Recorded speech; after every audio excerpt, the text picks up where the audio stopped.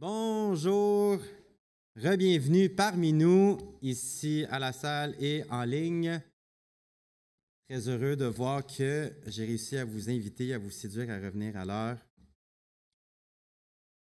Cet après-midi, on conclut avec deux belles interventions, deux belles discussions.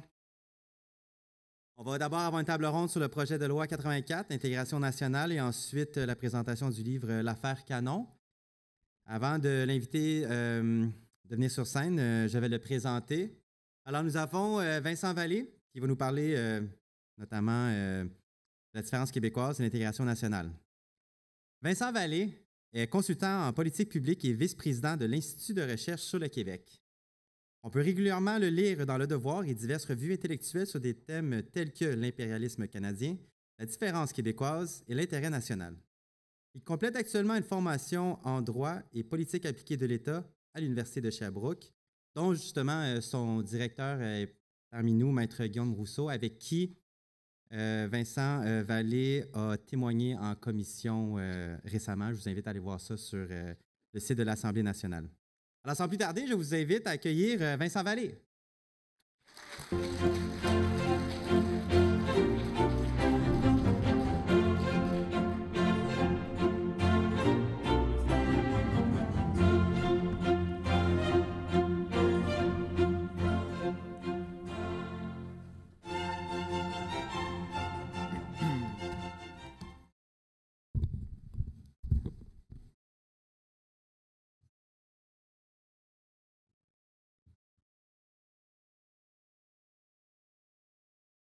Oui, donc je vous ai préparé une petite présentation sur notre thème d'aujourd'hui.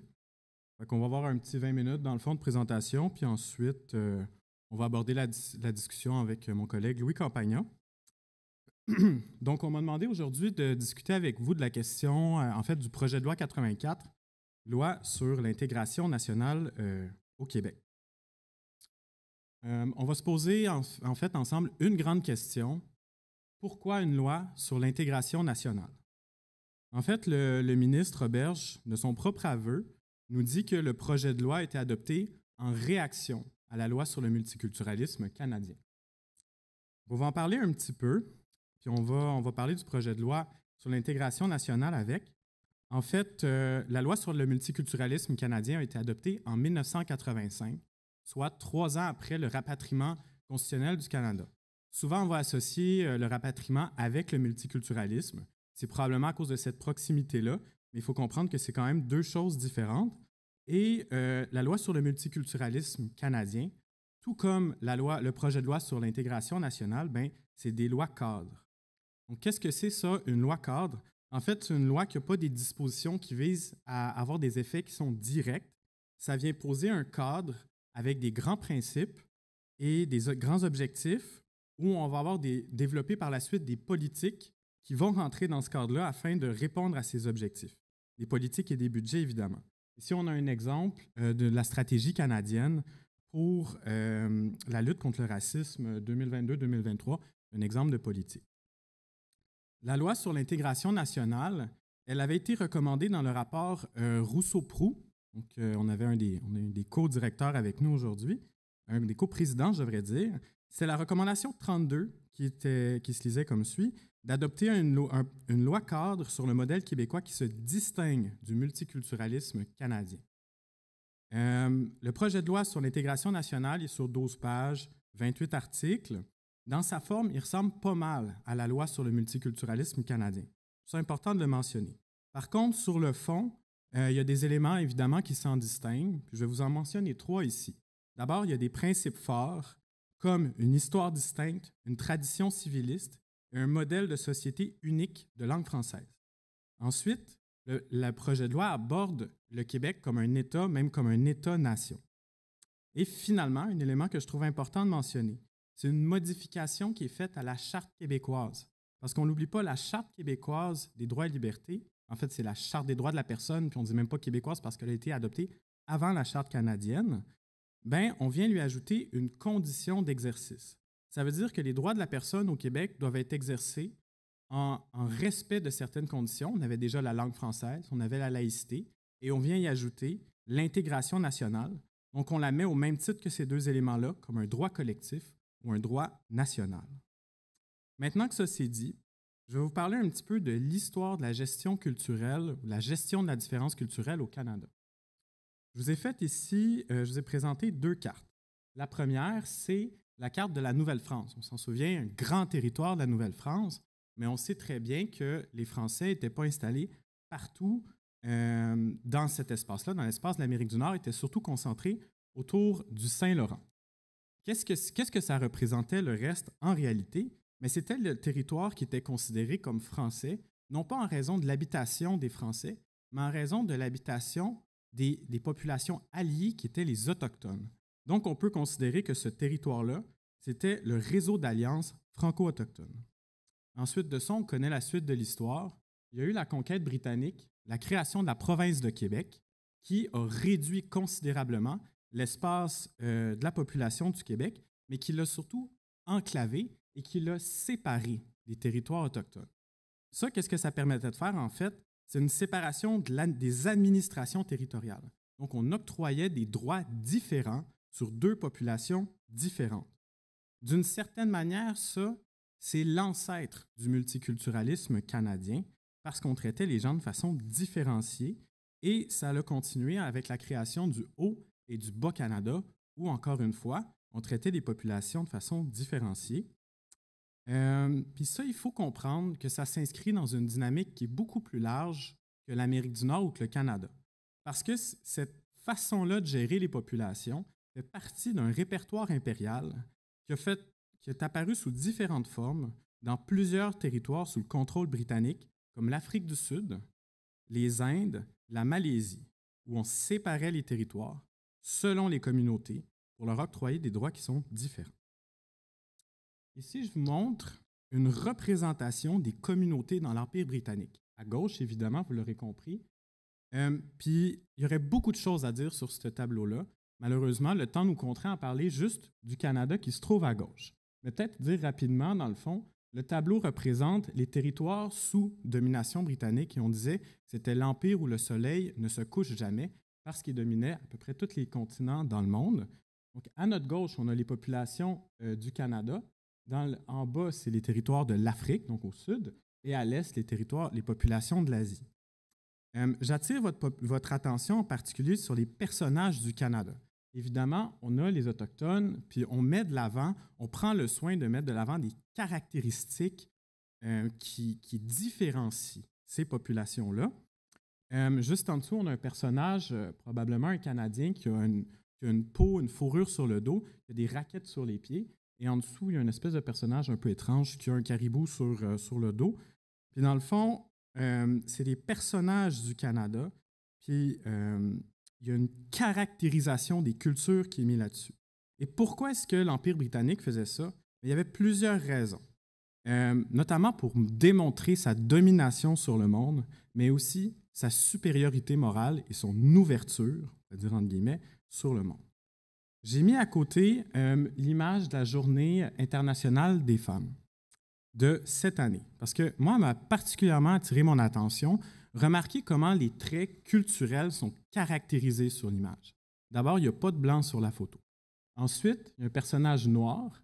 Il y a des personnages qui ont des traits asiatiques, une femme qui porte le hijab. Donc, c'est encore une fois une caractérisation, comme je l'ai mentionné, des personnages, mais surtout, moi, je vois une parenté entre les stratégies de communication de l'impérialisme britannique et de l'idéologie du multiculturalisme canadien. Je présente maintenant un tableau qui est issu en partie du mémoire qu'on a déposé, Guillaume Rousseau et moi. Il y a une petite modification que je lui ai apportée, j'espère qu'il va me le pardonner. C'est qu'à gauche, complètement, j'ai ajouté ségrégationnisme, parce que je trouvais que ça faisait une meilleure symétrie entre ségrégationnisme et assimilationnisme. Je vous explique. En fait, on peut voir dans les tendances à gauche des traditions qui sont un petit peu plus style royaliste, style britannique, et à droite, des tendances plus style républicaine à la française, etc. Puis dans le milieu, on a une série de nuances, de registres de gestion de la différence qui ont eu lieu. En plein milieu, j'ai mis l'intégration nationale qui représente une espèce de soit un compromis ou une tension, du moins, entre des tendances plus royalistes et des tendances plus républicaines. Et on peut imaginer que le ségrégationnisme, dans sa vision la plus dure ou la plus extrême, a pu mener à des situations comme l'apartheid en Afrique du Sud, comme la ségrégation raciale aux États-Unis ou encore une fois, comme les réserves autochtones au Canada. Comme je l'ai mentionné, l'intégration nationale se trouve un petit peu entre les deux, puis on voit qu'il y a une espèce d'oscillation entre un interculturalisme et une forme de convergence culturelle. Puis je pense qu'il y aurait beaucoup de choses à dire sur ce tableau-là, mais le multiculturalisme qu'on voit comme une espèce de... c'est l'aboutissement de l'humanité, ou etc., qu'on nous présente parfois, en réalité, c'est une façon d'étatiser le communautarisme. En fait, c'est une façon qu'on peut le concevoir. Finalement, j'ai ressorti des exemples de critiques qu'il y a sur les modèles québécois d'intégration parce qu'on a entendu d'abord, dès que le projet de loi est sorti, il y a eu une lettre dans Le Devoir qui est sortie avec un paquet de monde qui ont signé cette lettre-là, des gens avec une assez grande notoriété, qui disaient que ce projet de loi-là avait des tendances assimilationnistes. Donc, on l'associait à l'assimilation. Ce n'était pas sans rappeler aussi un passage de l'ouvrage « L'interculturalisme » de Gérard Bouchard à la page 137, où il nous dit que des sondages effectués entre 2000 et 2009 montrent que l'assimilation recueille un appui important, plus de 50% parmi la population. Fait que moi, comme je m'intéresse beaucoup aux sondages puis aux chiffres, ça a piqué ma curiosité, puis je suis allé voir d'où ça venait, ce chiffre-là. En fait, ça venait d'une étude qui a été commandée, en fait, qui a été menée par l'Université McGill, déposée à la commission Bouchard-Taylor.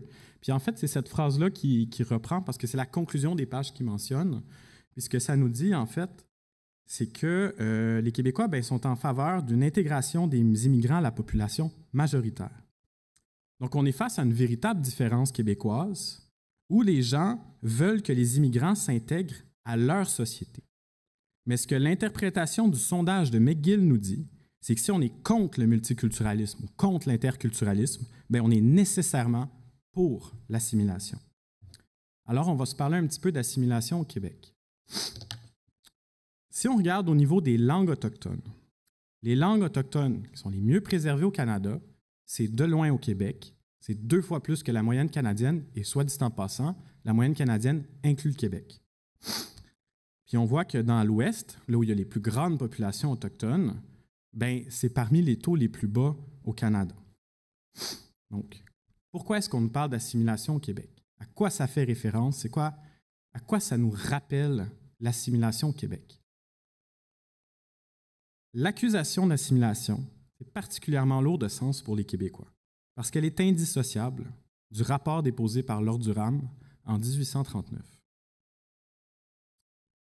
Parler de certaines différences québécoises au niveau de la gestion et de la perception de la diversité. L'Assemblée nationale du Québec, c'est l'Assemblée législative qui a le taux de représentation de la diversité qui est le plus fidèle à la réalité dans tout le Canada. On a aussi le meilleur taux d'emploi des personnes immigrées, à une exception, c'est les Asiatiques. Par contre, le meilleur taux d'emploi est encore plus vrai pour les femmes, probablement à cause de nos politiques publiques. On a aussi un meilleur taux de rétention des immigrants. Il y a quelque chose à dire là-dessus. En réalité, lorsqu'on demandait, ça c'est dans les données de la boussole électorale de 2011, lorsqu'on demande aux Canadiens si les immigrants devraient faire plus d'efforts pour apprendre une langue, soit l'anglais, soit le français, mais on voit que le Québec ressort beaucoup du reste du Canada. Les Québécois demandent un plus grand effort, par exemple, pour apprendre la langue. Et la professeure Catherine Xardès qui nous dit que c'est justement parce qu'on a un plus grand niveau d'exigence qu'il y a une plus grande adhésion des immigrants. Puis pour moi qui est étudiant en psychologie, c'est pas anodin comme phrase ou c'est pas étranger à moi parce que ça fait rappeler au concept justement de la dissonance cognitive, qui souvent d'ailleurs est mal compris, là. La dissonance cognitive, c'est un concept qui est assez complexe, mais une des choses qu'il nous dit, parce qu'il dit plusieurs choses, mais une des choses qu'il nous dit, c'est qu'on accorde plus de valeur aux choses auxquelles on investit plus d'efforts. Et par ailleurs, petite anecdote intéressante que j'ai soulevée aussi, c'est que la plus grande adhésion a également été une raison évoquée par Immigration Canada pour justifier le refus d'une partie de l'immigration francophone au Québec. Moi, je vais vous parler d'un autre, encore de chiffres, mais de chiffres qui concernent vraiment les métropoles au Canada. Il y a une étude qui a été faite par un gars de Toronto que je trouvais vraiment intéressante. Son objectif n'était pas du tout ce que je vais vous présenter, mais il l'a quand même présenté, puis je trouve ça particulièrement intéressant. Dans le fond, il s'intéresse à la concentration, disons, ethnique, entre guillemets, dans différents quartiers de ces métropoles-là. Les quartiers en rouge que vous voyez, c'est les quartiers où il y a une concentration plus grande que 50% d'une seule ethnie ou d'une seule communauté culturelle. Et en orange, c'est qu'il y a une domination des communautés culturelles, mais pas d'une qui ressort en particulier. C'est ce que lui qualifie des enclaves ethniques. À Montréal, 1,7% des quartiers sont considérés comme des enclaves ethniques, alors qu'à Toronto, c'est 23% et à Vancouver, c'est 21%. Un autre élément qui peut être intéressant de mentionner, c'est qu'à Montréal, il y a une tendance à se mélanger qui augmente à travers le temps, alors qu'à Toronto et à Vancouver, c'est l'inverse, une tendance à diminuer. Donc, il y a de moins en moins de mixité sociale, alors qu'à Montréal, il y en a de plus en plus. Donc, si on nous dit que l'ouverture, c'est une caractéristique qui est attribuée aux Canadiens, pour inclure les Québécois là-dedans, la mixité sociale, c'est clairement une caractéristique qui, à mon sens, elle est québécoise. Donc, pourquoi se doter d'un projet de loi comme le projet de loi 84 sur l'intégration nationale? Mais d'abord, c'est pour se doter juridiquement d'un modèle de gestion de la diversité qui est québécois, qui est différent de ce qu'on trouve dans le reste du Canada, qui respecte nos différences aussi. Puis parce que le Québec a un intérêt national propre qui diffère de celui du reste du Canada. Qu'est-ce que c'est ça, l'intérêt national du Québec? Mais je le définis comme le fait de garantir la pérennité, la vitalité de son existence, ainsi que la capacité à réaliser ses aspirations. Au Canada, d'un point de vue post-national, on peut considérer que l'intégration nationale, c'est inacceptable, mais du point de vue québécois, de l'intérêt national du Québec, c'est une condition de possibilité d'un ordre social, d'un équilibre et d'une cohésion. La nation québécoise considère ses partis non pas comme des clients d'une chaîne de restauration rapide. Petit clin d'œil à McDonald's qui nous disait « Faites comme chez vous » dans une campagne de publicité à travers le monde. Québec considère ces partis comme des citoyens actifs qui inscrivent leurs efforts dans une histoire, celle de l'édification d'un État national. Oui, les Québécois sont plus exigeants à l'entrée, mais sont aussi plus généreux dans les services qu'ils offrent. C'est ça, la nature de notre contrat social. Au final, les immigrants sont plus attachés à la société et plus reconnus comme des égaux. On a traité le projet de loi d'assimilationniste. La seule façon de voir la société québécoise comme assimilationniste, c'est de la regarder hors de son contexte nord-américain, de la regarder comme une réserve.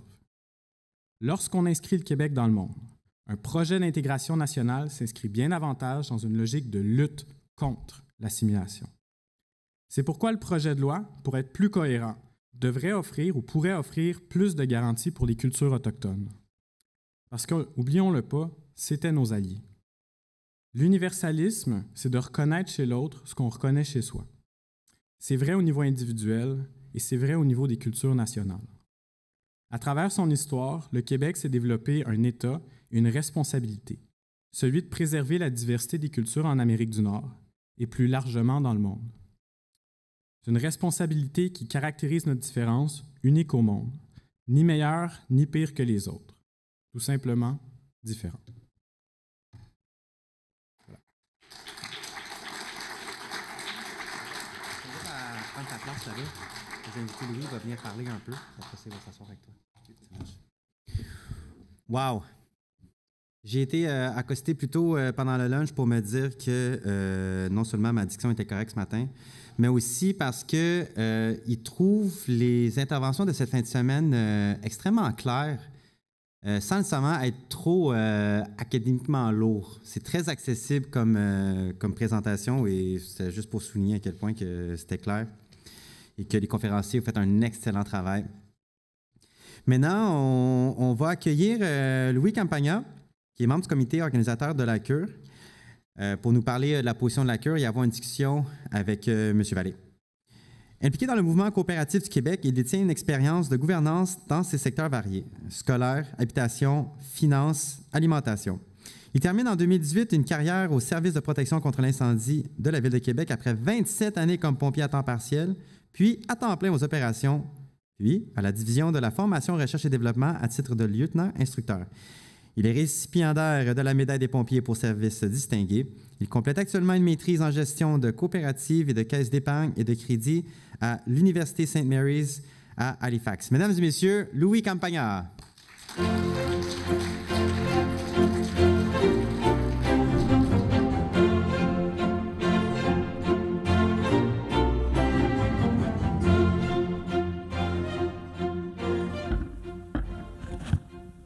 Bonjour.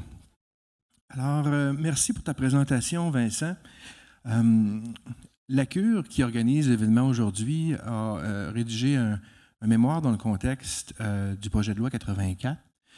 Alors, le projet de loi a été présenté à l'Assemblée nationale, donc a passé un premier vote. En fait, c'est sur le principe, les partis politiques ont tous convergé. Là, le vote était 105 en faveur. Par contre, là, on a passé à travers une commission particulière et un dépôt de rapport au mois de mars, le 19 mars. Donc, il serait temps là, de regarder un petit peu, nous, la Cure, la position qu'on prend par rapport à ce projet de loi-là. Et la Cure formule dans son mémoire 6 recommandations. Alors, je proposerais, si tu veux bien, qu'on commence notre échange en passant à travers ces 6 recommandations-là, de voir un petit peu tes réactions. Dans un deuxième temps, là, on pourra amorcer un échange, notamment, là, peut-être clarifier davantage encore la différence entre multiculturalisme et puis un projet d'intégration nationale, comment ça se compare avec interculturalisme, etc. Alors, puis j'aurais pour ça une idée d'objet autour de laquelle on pourra parler, qui est celle de la notion des corps intermédiaires, où le multiculturalisme et la conservation de ces cultures-là sont-elles si on veut, des institutions de l'interaction, ce qui en soi peut être considéré une bonne chose, mais de quelle manière est-ce que ça peut être en contradiction avec le projet d'identité nationale québécoise? Alors, je dépose mon micro un instant pour aller chercher les recommandations du mémoire de la Cure et puis on pourra les parcourir ensemble.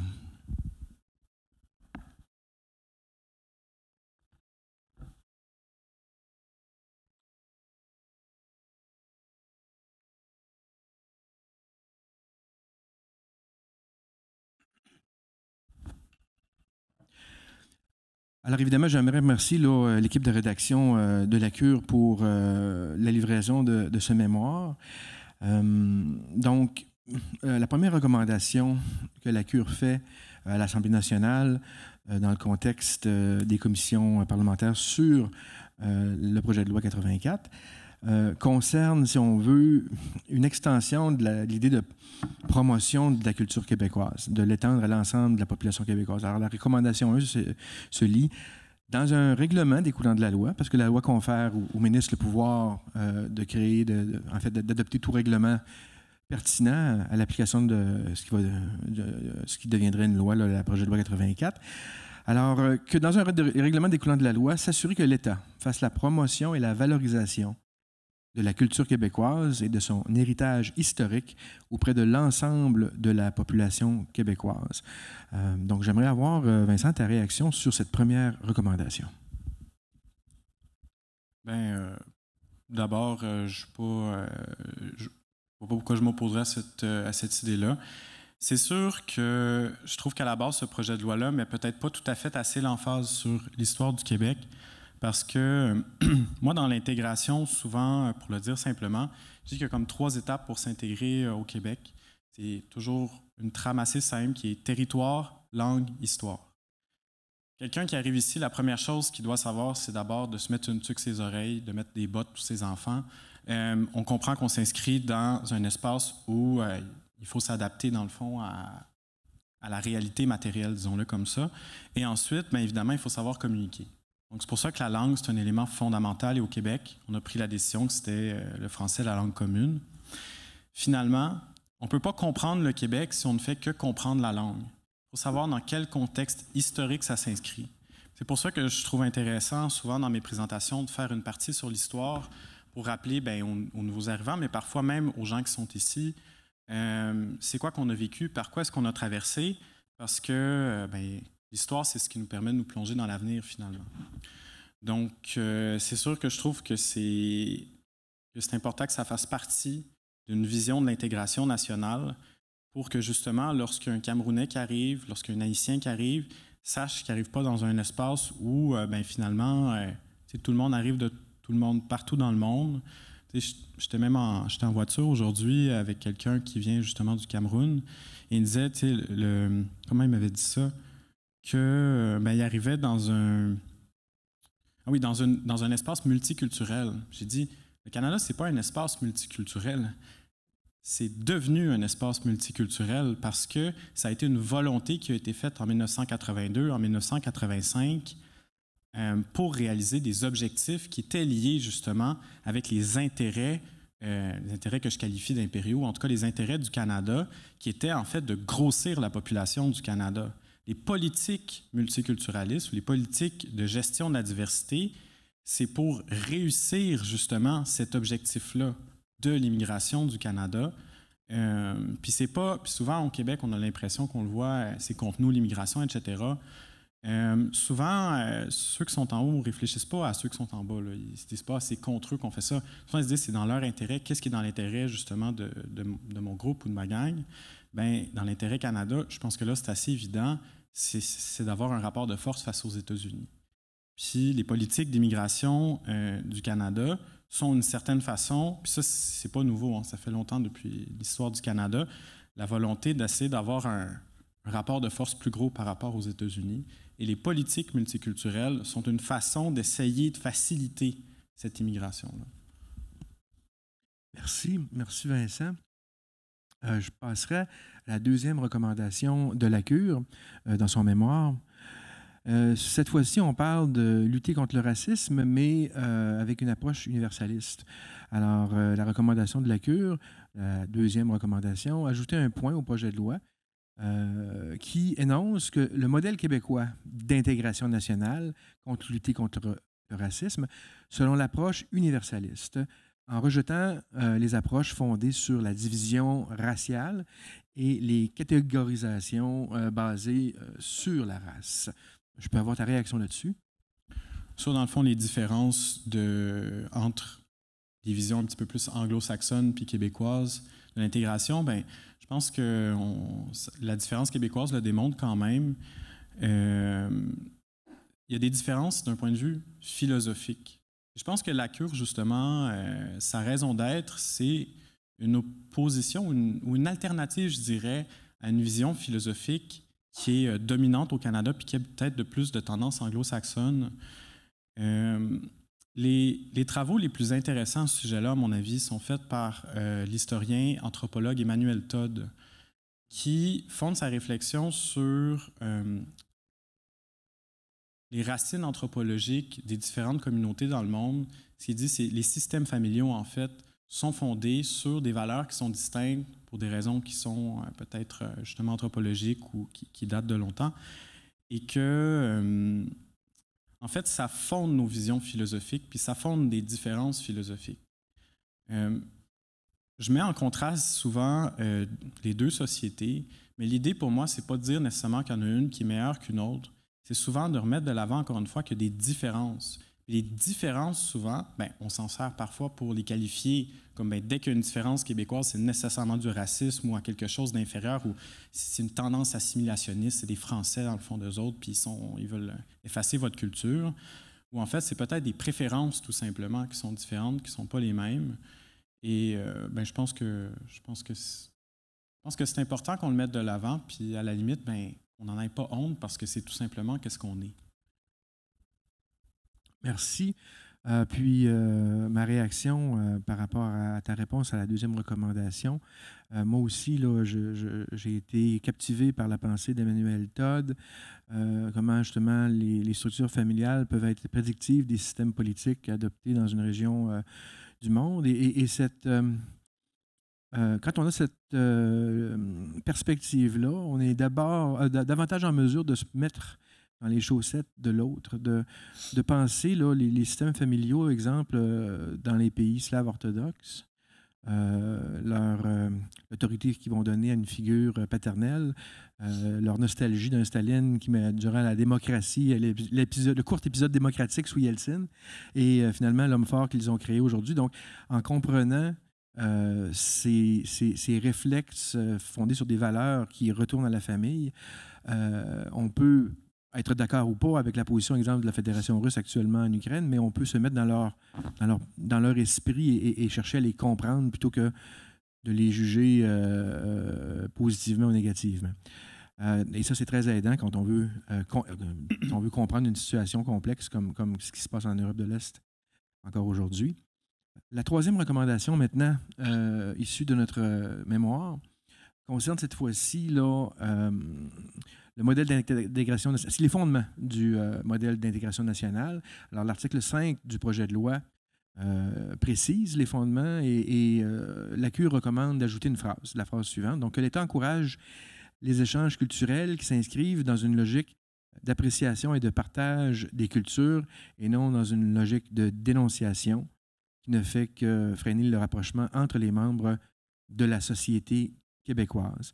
Alors, ça nous ramène un petit peu à des présentations qu'on a vues ce matin là, où il y a une différence entre l'intégration et l'inclusion. Alors, on voit comment on cherche une logique d'échange culturel qui peut être l'interculturalisme, qui peut être autre chose, là, si on se réfère à ton axe. Mais certainement, on souhaite s'opposer à une logique de dénonciation. Ta réaction à cette recommandation? Tu pourrais-tu me la relire? Il y avait un mot. Avec plaisir. Donc, d'ajouter une phrase, finalement, à l'article 5 de la loi, que l'État encourage les échanges culturels qui s'inscrivent dans une logique d'appréciation et de partage des cultures, et non dans une logique de dénonciation qui ne fait que freiner le rapprochement entre les membres de la société québécoise. Ça, c'est le mot dénonciation. Tu peux-tu développer un peu? Qu'est-ce que vous entendez par là exactement? Certainement. Ben, en fait, la logique de dénonciation par rapport aux différences culturelles vont placer, comme on mentionnait plus tôt aujourd'hui, les gens non pas dans une posture d'accueilli et d'accueilleur ou d'accueillant, mais plutôt dans une logique d'oppresseur et d'opprimé. Donc, c'est la logique intersectionnelle. Donc, on revient finalement au néo-marxisme. Et au marxisme, il y a toujours des dominants, des dominés, et tout est lutte de pouvoir. La réalité a peu d'importance. Si on revient à Foucault, hein, le pouvoir-savoir. Donc, ce qui importe, c'est le pouvoir, c'est le puissant qui détermine qu'est-ce qui est réel. Alors, on est à ce moment-là dans une logique qui veut déconstruire les structures de pouvoir oppressives pour pouvoir enfin en finir et arriver à l'utopie intersectionnelle. Maintenant, ça, nécessairement, on se place dans une logique de dénonciation. Oui. Le projet d'intégration nationale du Québec, nous, la Cure, je pense qu'on le souhaite dans un contexte d'échange entre les cultures présentes sur le territoire québécois. Ta réaction? Première chose, j'aurais peut-être écrit le mot « hostilité » plutôt que « dénonciation » parce que je trouve que le régime canadien est fondé sur une création artificielle d'hostilité entre les communautés. En fait, c'est dans une logique qui est le multiculturalisme est dans une logique qui est, oui, communautariste, mais aussi clientéliste. On vient essayer d'aller chercher, d'aller séduire certaines communautés en leur présentant des privilèges et ils vont se battre les uns entre les autres pour obtenir ces privilèges-là. Je veux dire un petit mot sur l'intersectionnalité parce que ça me faisait penser à ce que M. Lacroix disait tout à l'heure par rapport à la question du racisme systémique. Il a pris toutes sortes de sens, toutes sortes de directions. C'est très éclairant, sa présentation. Je pense qu'on pourrait faire la même sur le concept d'intersectionnalité parce qu'aujourd'hui, l'intersectionnalité, on l'entend comme quelque chose qui est dans le but de créer de l'hostilité entre les groupes alors qu'à l'origine, c'est un concept qui permettait de favoriser la prise de conscience de certaines inégalités qu'il y avait. Puis ce qu'on disait, c'est que, il y a des gens qui, pour des raisons X ou Y, vivent certaines différences de traitement, disons-le comme ça. Et, on essaie de voir comment est-ce qu'on peut améliorer la société avec ça. c'était pas une vision qui était véhiculée par l'État. C'était une vision qui venait justement des mouvements sociaux, des groupes sociaux. Et aujourd'hui, on en fait quelque chose comme un dogme qu'on impose aux sociétés. Donc, la logique, elle s'est complètement inversée. Parce que plutôt que de venir de la base puis des mouvements, elle vient de l'État, puis elle sert à écraser les gens, puis à les assujettir par la culpabilité. Puis c'est ça aussi qui est à l'origine, la création de l'hostilité. Puis on le sait on connaît tous la phrase qui dit « diviser pour mieux régner », mais le système multiculturaliste au Canada favorise ce genre de situation-là. Par rapport à la question, si on revient au projet de loi, il y a un concept que le professeur Guillaume Rousseau et moi, on a beaucoup réfléchi, c'est la notion de creuset. Je ne l'ai pas mentionné tout à l'heure, mais dans le projet de loi, on dit que la société québécoise forme le creuset de l'immigration des personnes arrivantes. La formulation exacte, je l'oublie. Mais on s'est questionné sur est-ce qu'on garde ce mot-là, est-ce qu'on le change? Parce qu'on comprenait l'idée. L'idée, c'est de dire qu'il y a un point de convergence et c'est la société québécoise. Mais le creuset fait vraiment référence au mot « melting pot » américain. Ça veut dire « joignez-vous, fondez-vous dans la société ». Puis je pense que ce n'est pas tout à fait ce qu'on voulait dire. Puis en réfléchissant, c'est après la commission qu'on en a reparlé. Et je pense que ça vient de Guillaume Rousseau qui avait dit, j'étais assez d'accord, c'est de dire, en fait, la société québécoise, ce n'est pas le creuset, mais c'est le foyer de convergence. Puis il y a une différence entre foyer de convergence et creuset parce que creuset, ce que ça veut dire, c'est fondez-vous immédiatement. Pour moi, la convergence, c'est un point de rencontre. Ça ne veut pas dire on converge aujourd'hui puis vous êtes comme Québécois, c'est qu'on va tous dans la même direction. Le Québec, c'est une direction vers laquelle on va et c'est ça la convergence. Et ça fait en sorte que, on fait tous un effort pour aller dans cette direction-là, plutôt que de se dire, faites comme chez vous, vous n'avez pas besoin de vous adapter, il n'y aura pas de différence. Puis, voilà. Effectivement, puis cette notion de creuset-là, de melting pot, un point dans la direction de ce dont je vais vouloir parler tout à l'heure concernant les corps intermédiaires. Le libellé exact de la loi, l'article 5 du projet de loi 84, c'est « Le modèle d'intégration nationale repose sur les fondements suivants. 1. La culture québécoise et la culture commune. Et à ce titre, elle est le creuset qui permet à tous les Québécois de former une nation unie. » Alors, c'est le contexte dans la loi. Puis, on pourrait tout à fait changer le mot creuset par le foyer de convergence.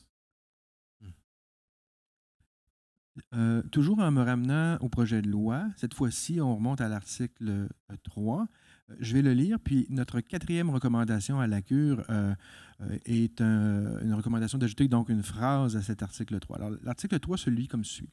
La culture commune, à laquelle tous sont appelés à adhérer et à contribuer, se caractérise notamment par la langue française, la tradition civiliste, des institutions particulières, des valeurs sociales distinctes, un parcours historique spécifique et l'importance accordée à l'égalité entre les femmes et les hommes et à la laïcité de l'État et à la protection de la seule langue officielle et commune du Québec. Alors, à cet article-là, à cet alinéa-là, ce que la Cure demande de rajouter, c'est une phrase qui dit donc les valeurs universelles que sont la liberté et l'égalité, dis-je, que sont la liberté et l'égale dignité inhérente à tous les membres de la famille humaine. Je vais la relire. Donc, ce que la Cure recommande d'ajouter à l'alinéa 3, c'est un segment de phrase qui dit les valeurs universelles que sont la liberté et l'égale dignité inhérente à tous les membres de la famille humaine. Est-ce que je peux avoir ta réaction sur cette recommandation?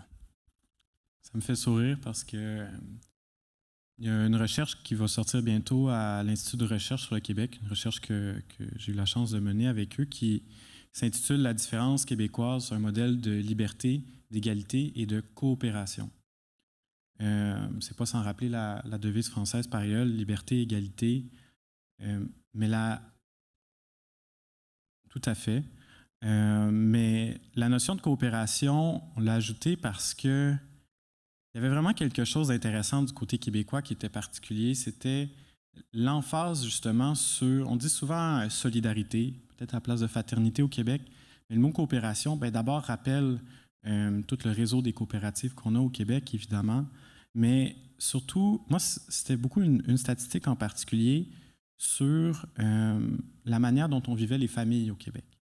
Parce qu'en réalité, les hommes, les pères québécois, en fait, se voient beaucoup moins comme des pourvoyeurs, puis beaucoup plus comme des participants à la famille que les pères dans le reste du Canada. Et les mères québécoises aussi se perçoivent différemment. Elles se perçoivent davantage comme femmes que comme mères ou que comme conjointes. Ce qui est le contraire dans le reste du Canada, où elles se perçoivent davantage comme conjointes, puis comme mères, puis comme femmes. Ce qui fait que la famille québécoise, si on se rappelle justement la pensée d'Emmanuel Todd, qui est au cœur de la société, mais a un rapport qui est plus justement dans la coopération. Puis ça m'a vraiment fait réfléchir, réaliser que le modèle de la société québécoise dans son ensemble est fondé sur une forme de coopération entre l'État, le milieu syndical, le milieu communautaire, puis aussi le milieu des affaires. Merci. Ce qui nous amène à la question des minorités culturelles au sein du Québec. Le projet de loi 84 fait référence à deux minorités historiques spécifiques. Si on veut, elle va parler de la minorité culturelle historique de langue anglaise et elle va parler aussi des nations autochtones au sein du Québec. Et toute cette question-là des minorités culturelles est remise en question par la Cure dans son mémoire sous sa 5e recommandation parce que, donc, finalement, qu'est-ce qu'une minorité culturelle si on souhaite une culture nationale intégrée? Qu'est-ce qu'une minorité culturelle après 2 ou 3 générations avec les intermariages qui vont avoir lieu, bon, etc. Surtout, là, qu'est-ce qu'une minorité culturelle si on parle de cette notion de creuset ou de foyer culturel?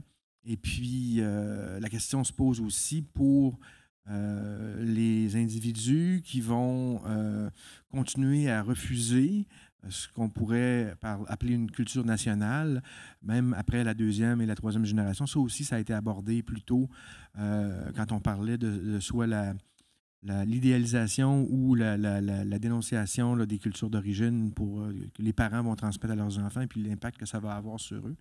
Alors, ce que la Cure recommande dans sa 5e recommandation, donc, c'est de retirer tous les segments de phrases contenant les termes de minorité culturelle. Alors, c'est net fait sec comme recommandation. C'est qu'on n'a pas besoin de cette notion-là de minorité culturelle dès lors qu'on aspire tous à une identité nationale québécoise qui inclut sa langue, sa culture, son histoire, etc. Et l'apport, évidemment, des nouveaux arrivants et de leur culture qui viennent contribuer à la construction de cette culture québécoise. Ta réaction là-dessus, Vincent? Bon, ça c'est une question, on peut facilement tomber dans des pièges avec cette question-là. Je pense que la première chose qui est importante, c'est de différencier le concept de minorité culturelle puis le concept de nation. Puis ça peut sembler aussi d'abord contradictoire de dire qu'au Québec, on veut une nation, mais qu'en même temps, il existe aussi des nations autochtones qui ont été reconnues par l'Assemblée nationale. Et moi, en tout cas, personnellement, je les considère comme des nations à part entière. Ensuite, on peut ajouter des nuances dans une réflexion comme celle-là. Parler de la nation avec un grand N, puis peut-être des nations avec un plus petit n, ce qui n'enlève pas de la valeur en soi, mais nation avec un grand N au sens d'État-nation. Parce que le Québec, dans sa raison d'être, en tout cas, au moins de mon point de vue, vise l'édification d'un État national. Puis ça, pour moi, ça n'exclut pas nécessairement l'existence de différentes cultures nationales à l'intérieur d'une nation. Ensuite de ça, pour qu'est-ce qui est des minorités culturelles, ça peut devenir des questions qui sont complexes si on met de côté la question autochtone, parce que la minorité anglophone, c'est un terme qui n'a pas de sens au Québec de parler.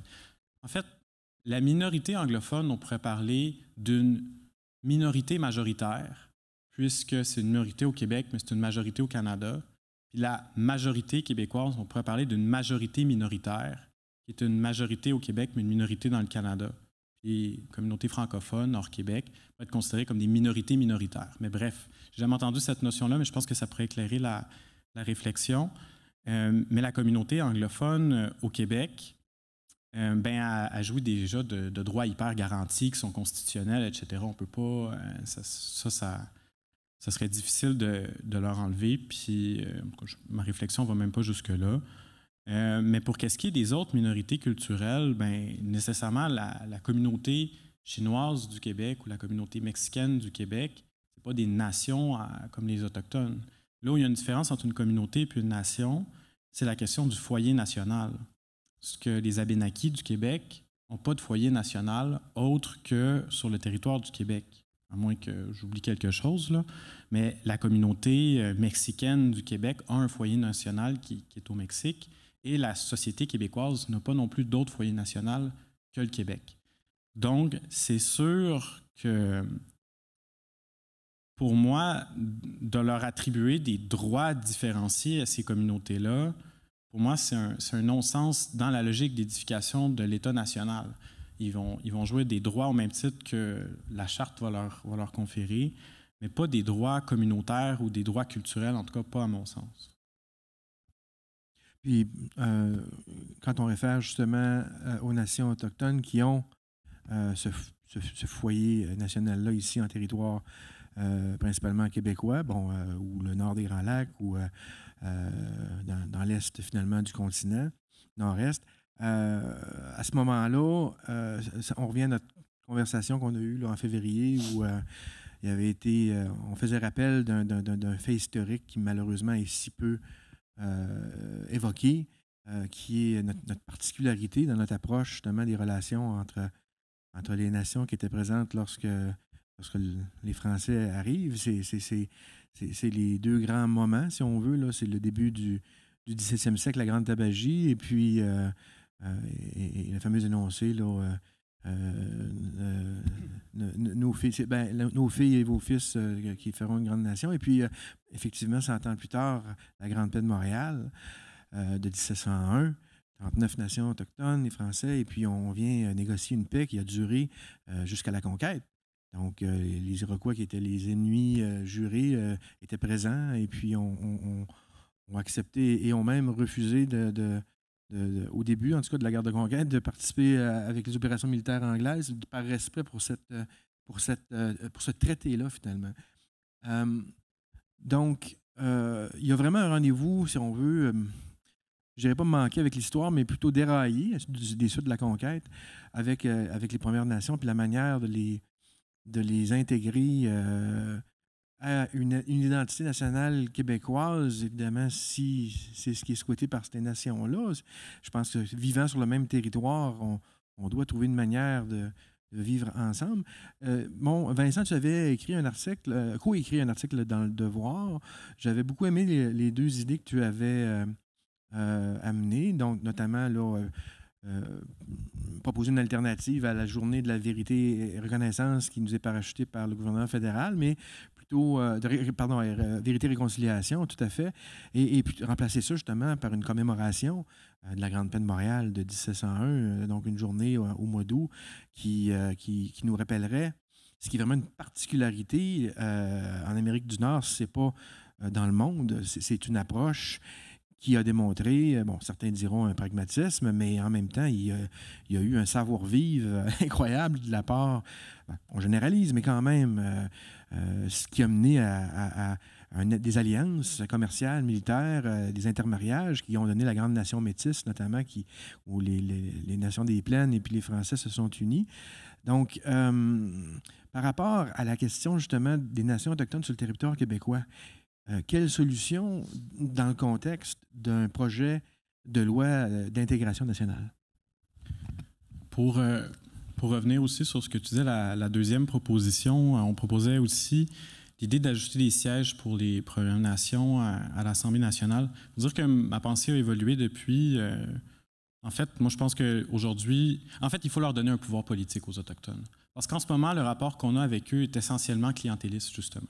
On leur donne de l'argent, puis on leur dit arrangez-vous avec de l'argent. Un petit peu comme la péréquation au Québec. Vous plaignez au Québec du rapatriement, mais on vous donne de l'argent, comme ça vous allez vous taire. Puis c'est la même logique qu'on fait souvent avec les Autochtones. Je pense qu'il faut revenir à nos racines. Il faut repenser un petit peu comme on pensait à l'époque de la Nouvelle-France, où on leur donnait un véritable pouvoir aussi, plus substantiel, parce qu'on créait des ententes de nation en nation avec eux. Et l'idée, ou ce que j'en suis maintenant, c'est de réouvrir en fait le Sénat qu'on avait à l'Assemblée nationale pour avoir un siège pour chaque nation autochtone dans un Sénat, parce que des sièges à l'Assemblée nationale, c'est un peu complexe à cause des chiffres, de la proportion, etc. Mais on pourrait avoir un Sénat avec des régions qui représentent les différentes régions du Québec. Je pense que tu connais l'enjeu. Et un espace pour chaque nation.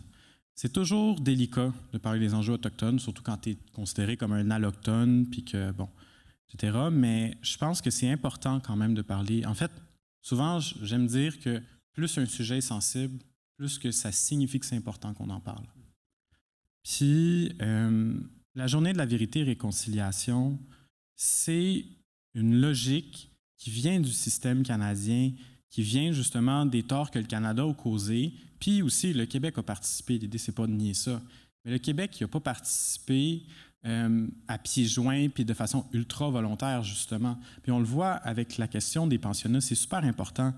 Une des différences québécoises les plus frappantes, c'est que parmi les décès et disparitions dans les pensionnats, le Québec est responsable de 1,8 % de l'ensemble des décès et disparitions dans l'ensemble du Canada. Donc, ça ne veut pas dire que le Québec n'a pas participé ou qu'il n'y a rien à voir là-dedans, mais clairement, il y a une différence. Et lorsqu'on demande aux Québécois, aux Canadiens dans leur ensemble, est-ce que vous vous sentez coupable par rapport à ce qui s'est passé dans les pensionnats? Bien, vous savez quoi? Les Québécois se sentent davantage coupables que les autres Canadiens pour les sévices qui ont eu lieu dans les pensionnats. Ce que ça démontre, entre autres, c'est qu'au Québec, on a un rapport qui est différent avec les Autochtones. On a une histoire qui est différente, puis des liens qui sont différents. La question des langues aussi en témoigne. Donc, clairement, il y a un enjeu particulier dans les rapports québécois-autochtones, puis il y a une forme de... Le mot réconciliation, je ne veux pas prendre le mot réconciliation au sens canadien, mais il faut qu'on ait notre propre réconciliation à faire avec les Autochtones au sens où on les a effacés de notre mémoire.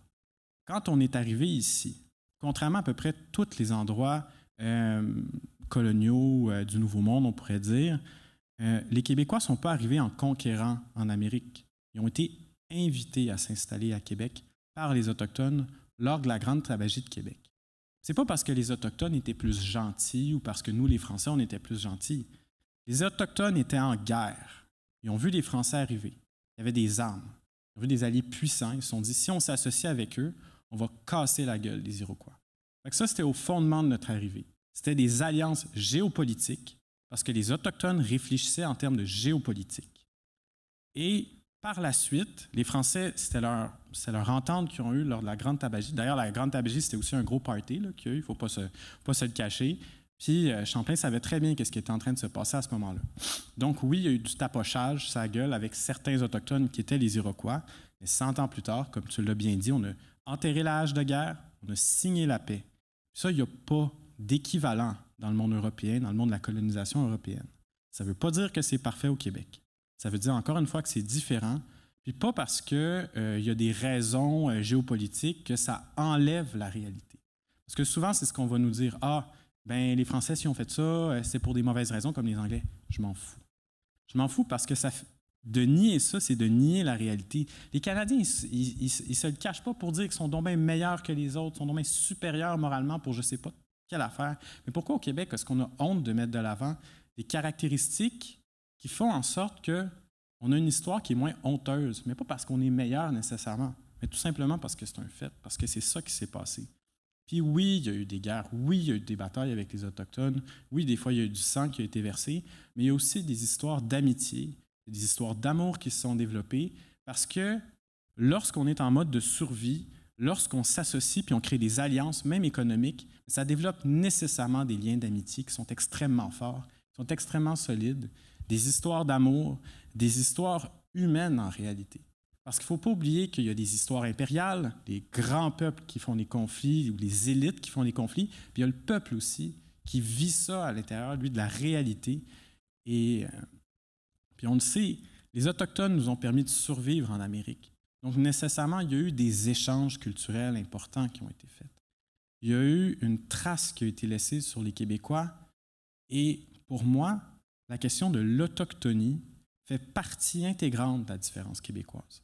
Parce que sans l'autochtonie, on n'aurait probablement pas... Sinon, si ce n'est pas de l'autochtonie, qu'est-ce qui explique le plus grand tendance au consensus des Québécois? La plus grande égalité entre les hommes et les femmes chez les Québécois qu'à peu près partout dans le monde. Ça, j'ai plusieurs statistiques là-dessus. Et même chose aussi pour le rapport, l'importance accordée aux enfants au Québec.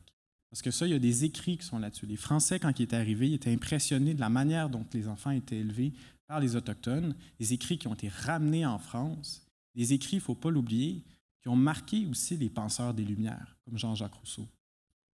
Oui, je pense que c'est une citation de Champlain qui était étonné. Il disait de façon étonnée qu'ici en Amérique, chez les sauvages, qui était le terme qu'on employait à l'époque, que c'était les enfants qui battaient leurs parents, non le contraire. Donc, on peut imaginer un petit bonhomme de 2 ans dans les bras de son père qui est fâché, puis tout ça. Donc cette notion-là qu'on ne frappe jamais un enfant, évidemment, on ne viole pas une femme, c'est des choses qui sont impossibles, c'est indécent. Effectivement, des valeurs, finalement, qui proviennent de la manière que des nations extrêmement égalitaires appliquaient à leur culture pour venir à Todd, qui se manifestaient après ça dans leur structure politique et qui ont inspiré Locke. Et ça s'est rendu ensuite en Europe, c'est revenu chez les pères fondateurs aux États-Unis, etc., dans leur constitution. Toutes ces idées-là d'égalité politique. Donc, j'arrive à la 6e dernière recommandation du mémoire de la cure et par après, je vais vouloir aborder brièvement cette notion-là de corps intermédiaire, puis on pourra passer une période de questions avec la salle. En conclusion, sur la thématique, par contre, des Autochtones, j'ai en mémoire la fameuse citation de Parkman, donc du 19e siècle, qui, observant justement la manière que les Européens ont traité avec les différentes nations en Amérique, disait, puis je vais massacrer la citation, mais c'est les Espagnols les ont massacrés, les Anglais les ont méprisés et rejetés, les Français les ont embrassés. Donc, ça, c'est un observateur externe, anglophone, qui commente au 19e siècle. Je vous laisse retrouver la citation exacte, là. Donc, la 6e recommandation du mémoire de la cure, pour y arriver. Donc, là, on revient à cette question-là, justement. Qu'est-ce qui arrive après la 2e et la 3e génération? Donc, mettre en place un projet. Bon, et ça peut être sujet à critique comme recommandation. Donc, mettre en place un projet d'intégration imminent visant les citoyens issus de l'immigration de 2e et de 3e génération, ne démontrant pas de sentiment d'appartenance envers la société québécoise. Donc, c'est assez frontal comme recommandation où on dit: tu es une personne nouvelle arrivante, 2e, 3e génération, et tu ne démontres pas le sentiment d'appartenance envers la société québécoise. Alors, nous, comme nation québécoise, on met en place un projet d'intégration imminent qui cible spécifiquement cette population-là. Et ta réaction là-dessus? Oui, je vais la relire. Donc, mettre en place un projet d'intégration imminente et visuelle, comme moi, j'imagine, visant les citoyens issus de l'immigration de 2e et de 3e génération, ne démontrant pas de sentiment d'appartenance envers la société québécoise. C'est intéressant cette question-là, justement, de 2e puis de 3e génération, parce que ça aussi, ça avait été des discussions que j'avais eues avec M. Rousseau. Parce que ce qu'on s'était dit, justement, c'était que lorsque les personnes arrivaient, il y a définitivement des différences extrêmement importantes entre un immigrant d'une première génération, particulièrement avec une 2e génération, qui d'ailleurs, souvent, sont issus de mariages mixtes. Fait que ça revient à la question tantôt qu'on se posait, est-ce qu'on peut toujours parler d'immigrants lorsqu'il s'agit d'un immigrant qui a un parent qui vient d'Égypte puis un parent qui est québécois? Ça amène un paquet de questions super ambiguës. Puis clairement, les attentes qu'on doit avoir sur les premières ou sur les 2e générations ne sont pas les mêmes. Fait que, clairement, je trouve ça intéressant d'amener cette différenciation-là directement dans le projet de loi parce que c'est vrai que de mémoire, il n'y avait pas cette différenciation-là avec eux. Puis c'est sûr que moi, qui est issu peut-être d'une génération peut-être un petit peu plus récente que certains, moi j'ai grandi avec des gens qui étaient issus de 2e génération. Puis je pense que c'est encore plus vrai pour les gens qui sont plus jeunes que moi. Puis lorsque je parle avec des gens qui sont 2e génération, souvent, ils vont avoir une espèce de sentiment où le Canada a quelque chose de rassurant pour eux. Parce qu'au Canada, ils peuvent se sentir comme étant eux-mêmes parce que il y a des critiques à avoir aussi sur le récit québécois. Je pense on a le droit de le faire. Dans le récit québécois, souvent, on va présenter les Québécois avec un modèle, justement, qui est assez uniforme, surtout les modèles des générations qui m'ont précédé, où la société québécoise est un petit peu différente de celle qu'elle est aujourd'hui. Puis, on a des Boucard Diouf aujourd'hui qui prennent la parole, qui sont tout aussi québécois que ces gens-là. Et ça, c'est des exemples à mettre en valeur parce que ça permet à des gens, justement, qui sont issus des nouvelles générations, de pouvoir s'identifier, d'avoir des modèles à pouvoir suivre. Puis moi, ce que je trouve dommage, c'est que souvent, quand la diversité, c'est à la mode, fait qu'on veut mettre des personnes de l'avant, mais souvent, on va les mettre sur des photos, puis on ne va pas écouter qu'est-ce qu'ils ont à nous dire. Parce que les personnes qui sont issues de d'autres pays, souvent les deuxièmes générations aussi sont un peu dans des situations d'ambivalence. Tu sais, est-ce que je suis kabyle? Est-ce que je suis algérien? Est-ce que je suis québécois? Puis ça vient amener des confusions. Puis moi, je n'ai pas les réponses pour ces personnes-là, évidemment, parce que moi, mes générations, ils viennent principalement d'ici, puis plus loin de la France.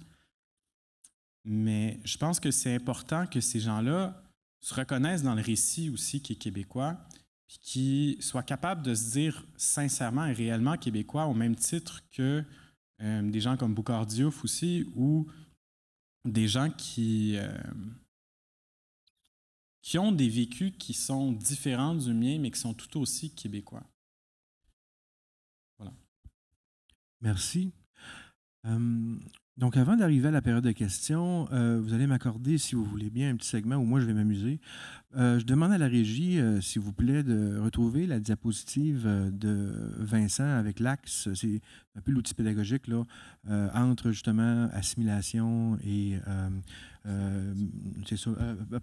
C'est là, oui, la ségrégation, tout à fait. Pendant que vous faites ça, je vous explique.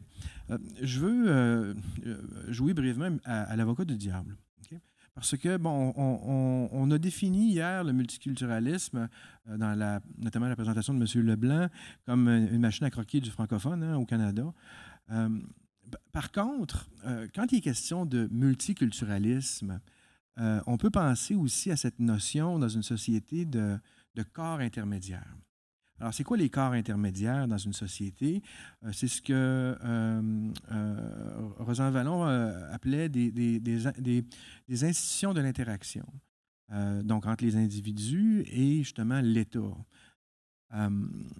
Si on revient à la Révolution française, une révolution libérale, on a voulu placer l'individu seul devant la République et évacuer toute notion de corps intermédiaire qui viendrait interférer avec des intérêts corporatistes ou autres. Donc, ça a été la fameuse loi Le Chapelier de 1791 qui a notamment mis fin aux guildes de métiers.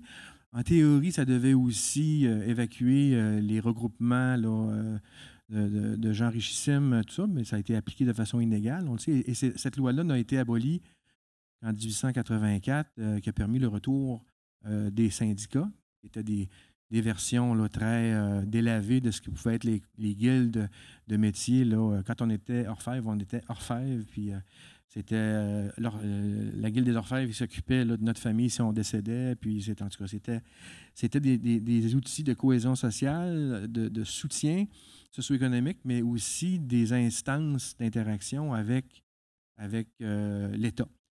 Donc, avec un projet d'intégration nationale où on veut se distinguer du multiculturalisme, n'est-ce pas une critique à faire de notre modèle? Donc, je fais l'avocat du diable. N'est-ce pas ne risque-t-on pas de répéter l'erreur de la loi Le Chapelier qui évacue les corps intermédiaires, que procure le multiculturalisme en permettant aux gens de continuer avec leur valeur culturelle au sein de la nation? Donc, ne vient-on pas justement évacuer ce qui... Parce que avec la loi de Le Chapelier, finalement, on a connu les pires années de la révolution industrielle en Europe et ailleurs. Hein? Donc, c'est du grand Victor Hugo. Là.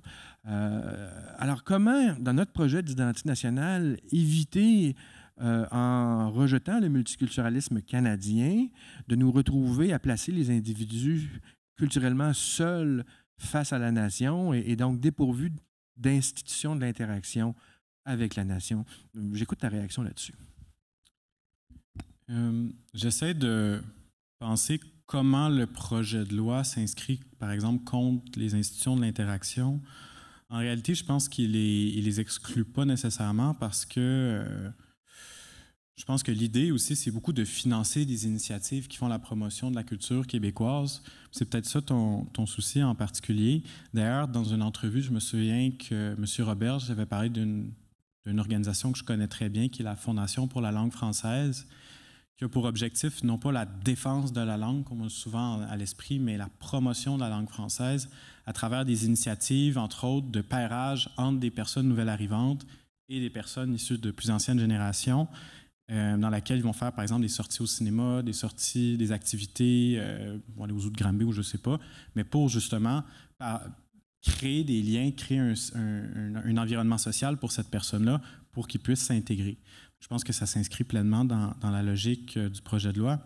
Là où j'aurais peut-être une critique que j'ai légèrement mentionnée tout à l'heure, mais que je vais peut-être préciser un peu, c'est qu'au Québec, on a souvent tendance à s'inscrire en réaction au Canada. Lorsqu'on s'inscrit en réaction, naturellement, ça peut donner l'impression qu'on s'oppose au système canadien. Mais en réalité, lorsqu'on est en opposition avec quelque chose, on s'inscrit par rapport à lui. Donc, on est toujours en lien avec lui. Puis c'est ça, je trouve que le projet de loi sur l'intégration nationale n'est pas pensé suffisamment comme un projet québécois ou pleinement québécois parce qu'en réalité, il reprend les formules, puis les grandes lignes, puis la pensée canadienne dans une formule où on essaie de changer des mots par des mots qui sont plus québécois. Et oui, on met de l'avant des éléments qui sont issus de notre culture, etc., mais plutôt que de se réfléchir comment est-ce qu'on peut penser structurellement à se doter d'un projet d'intégration qui est propre à nous, qui est qualitativement distinct de celui du Canada. J'aurais envie de poser la question au cabinet qui a réfléchi à ça.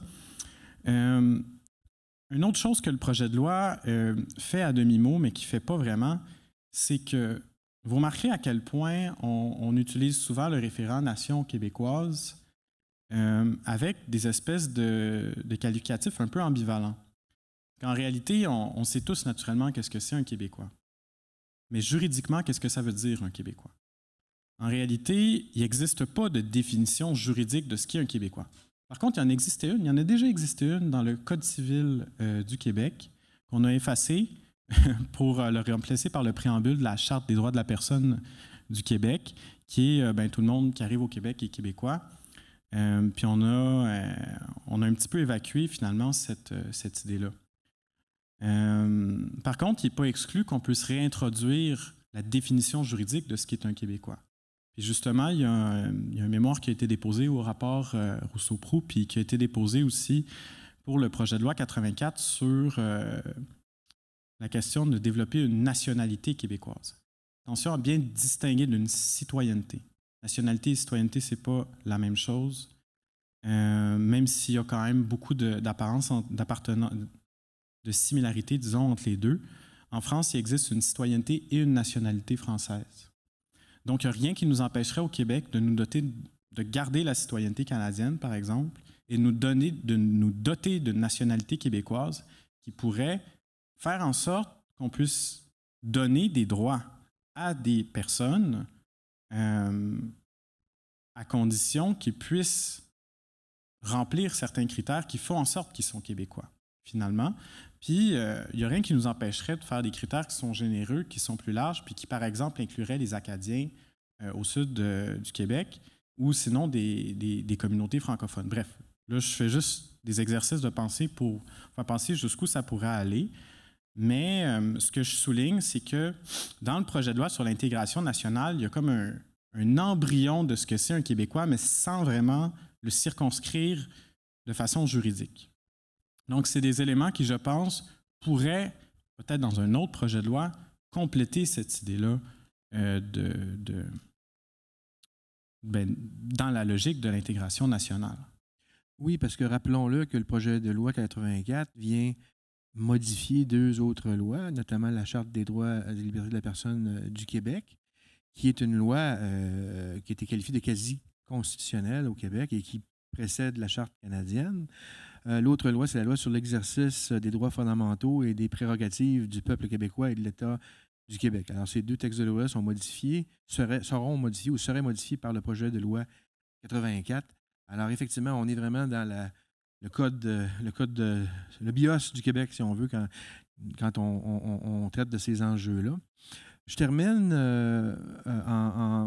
en signalant là, ce qui m'est venu, Vincent, quand on parlait tout à l'heure des Autochtones et puis de la journée Vérité-Réconciliation du Canada. Puis, donc, avant de passer la parole à la salle, là, avec l'aide de Jean-François pour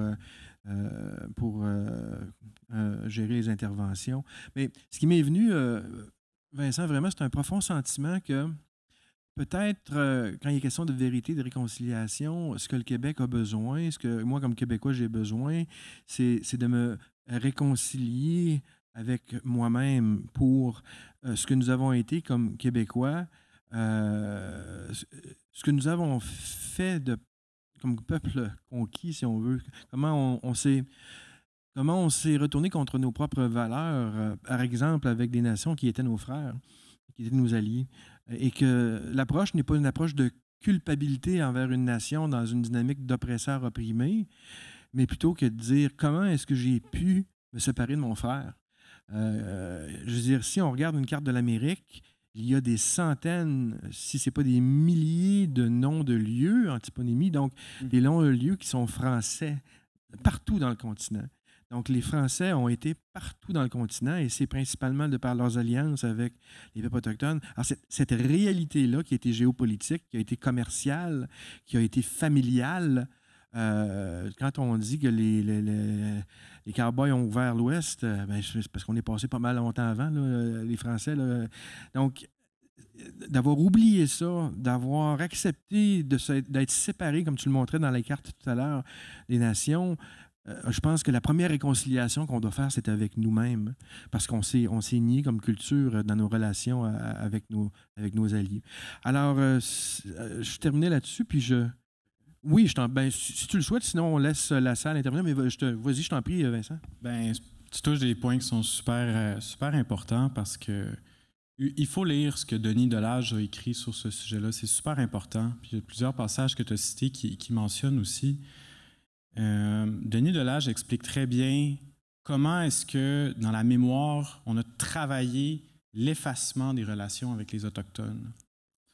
En réalité, il ne faut pas sous-estimer l'impact que le rapport Durham a eu sur nous. Parce que, d'abord, il faut se rappeler qu'à l'époque des Patriotes, lorsqu'il y a eu la déclaration d'indépendance du Bas-Canada, il y avait des droits qui étaient offerts aux Autochtones dans la déclaration d'indépendance des Patriotes. Moi, ça m'avait vraiment frappé comme nouvelle génération. Tout ça, j'en revenais pas. Je sais que mon Dieu était tombé avant-gardiste. En réalité, il n'était pas avant-gardiste. Il y avait la pensée de la Nouvelle-France qui leur appartenait encore.